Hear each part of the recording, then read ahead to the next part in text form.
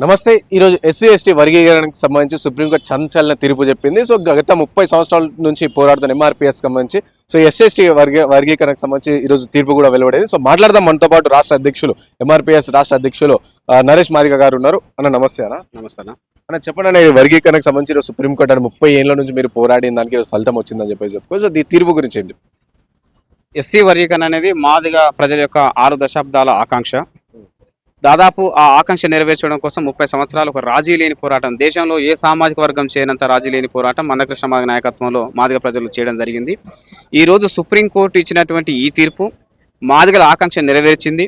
అలాగే 3 దశాబ్దాల ఈ ఉద్యమానికి ఒక పరిష్కారం చూపెట్టినట్టుగానే మేము భావిస్తున్నాం.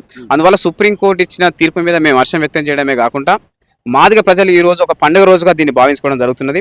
మాదిగ ప్రజల జీవితాల్లో ఇది ఒక చారిత్రాత్మకమైన రోజుగా మాదిగ ప్రజలు భావించుకోవడం జరుగుతుంది.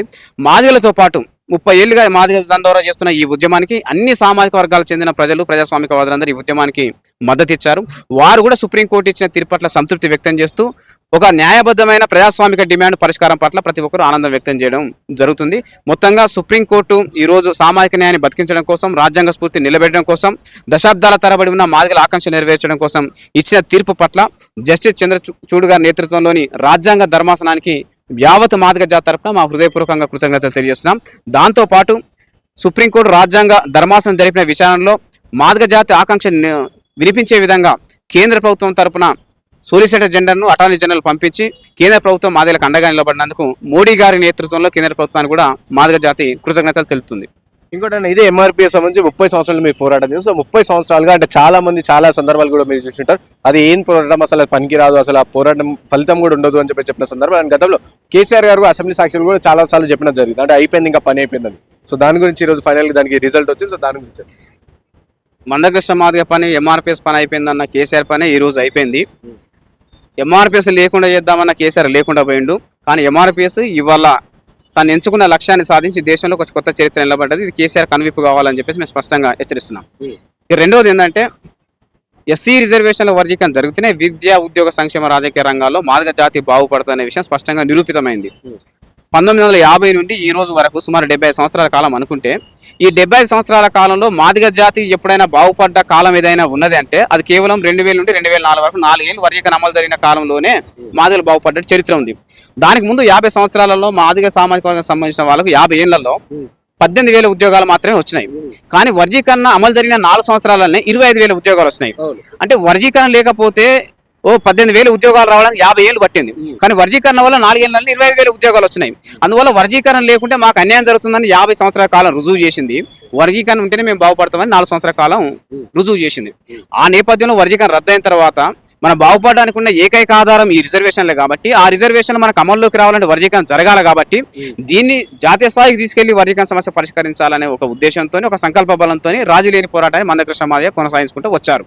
విద్యా ఉద్యోగాల్లో ఏ మేరకు లాభం జరుగుతుందనే విషయాల మీద నిర్దిష్టమైనటువంటి అవగాహన లేని కొంతమంది మూర్ఖులే వర్గీకరణ జరుగుతుంది, ఏమి జరగదు, వర్గీకరణ జరగడం ద్వారా మాదిగ జాతికి దొరికే ప్రయోజనం ఏమీ లేదని చెప్పి చాలా మంది మాట్లాడుతున్నారు. అది మూర్ఖత్వ వాదన తప్ప అందులో ఏమాత్రం నిజాయితీ లేదని మేము స్పష్టం చేస్తాం.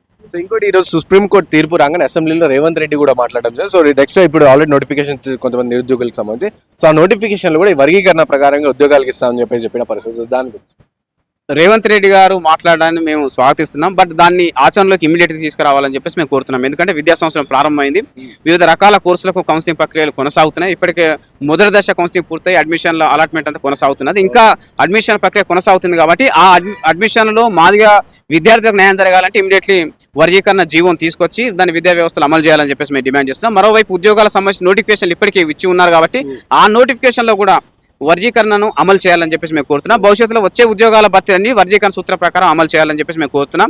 దీని మీద రేవంత్ రెడ్డి గారు నిర్దిష్టంగా ఒక అవగాహన ఉన్నట్టుగానే ప్రకటన చేయడం జరిగింది. కాకపోతే ఆయన ఆచరణ మీద మాత్రం మాకు అనేక అనుమానాలు ఉన్నాయి. ఎందుకంటే ఆయన ముఖ్యమంత్రి కాకముందు మాదిగ జాతి ఎడల నిబద్ధతో ఉన్నట్టుగా వ్యవహరించాడు.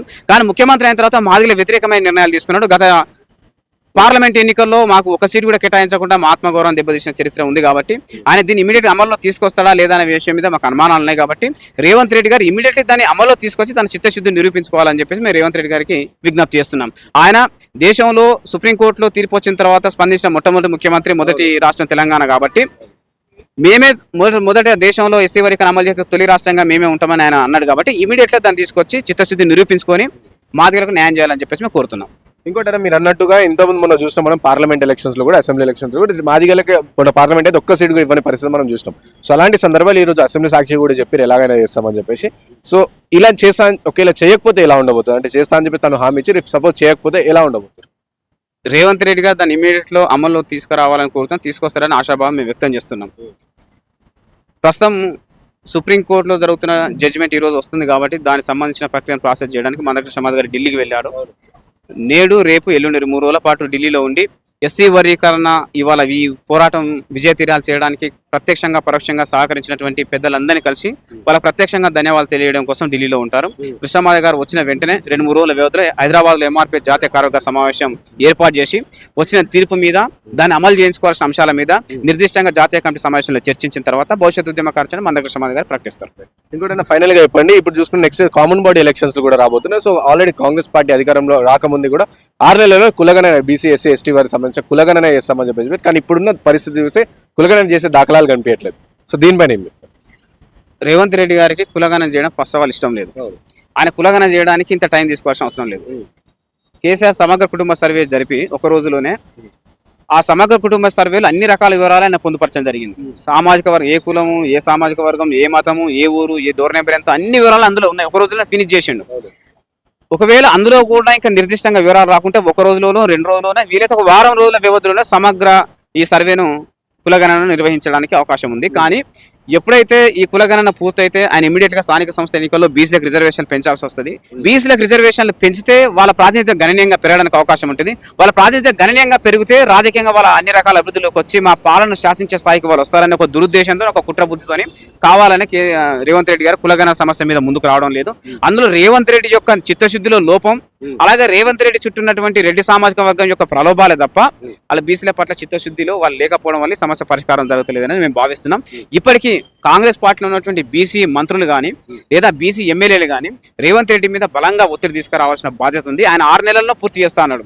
6 నెలలు కూడా అవసరం లేదు, 1 వారంలో పూర్తి చేయవచ్చు. ఇంకా రేవంత్ రెడ్డి దాని మీద సీరియస్ గా దృష్టి పెడితే 1 రోజు కూడా పూర్తి చేయడానికి అవకాశం ఉంది. అయితే ఇప్పుడు స్థానిక సంస్థల ఎన్నికల్లో ప్రకటన చేసిండు. ప్రకటన చేయడానికి కూడా దాన్ని పూర్తి కాకుండా ప్రకటన చేసే ప్రధాన ఉద్దేశం కూడా ఆయన బీసీలకు కులగణన చేయడం ఇష్టం లేదు, వాళ్ళకి రిజర్వేషన్ పెంచడం ఇష్టం లేదు. కాబట్టి ఆ విషయం బీసీ ప్రజలు ఆలోచించి దానికి తగిన గుణపాఠం రేవంత్ రెడ్డి చెప్పే విధంగా వాళ్ళు ఆలోచన చేసుకోవాల్సిన బాధ్యత వాళ్ళ మీద ఉంది. థ్యాంక్ యూ అన్న.